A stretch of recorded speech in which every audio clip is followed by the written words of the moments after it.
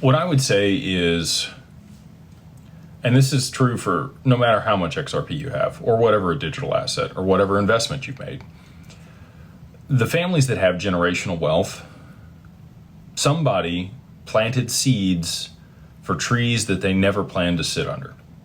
Okay? That sounds like an old Chinese proverb, and I don't mean it to sound that way, but it's a good analogy. You planting seeds that other people will get to enjoy, maybe not even you, right? So you bought 500 XRP, you bought 1,000 XRP.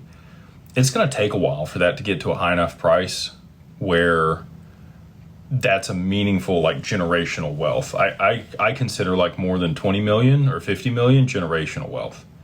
If you have less than that, it's difficult to live a nice lifestyle yourself, and still be able to pass that on, especially if the dollar is going to continue to inflate at the rate that it is.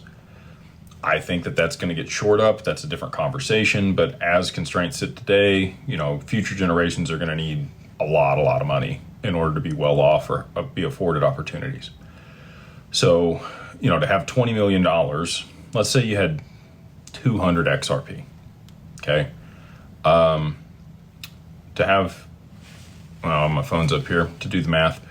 I think you need $100,000 XRP at $200, or 200 XRP to have 20 million bucks. That's a ways off. Like, I hate to say it, but I think 2032, 2032, somewhere in there. So it's not that far in the future, 10 years, somewhere in there for $100,000 XRP. But, I don't know where you're at in your career. You may be older. And so that still may be meaningful for you, and you might be able to use that and participate in that wealth during your lifetime. But it's kind of a set it, forget it, plant the seed, and don't think about it type thing. Put it on a cold storage wallet, hold it,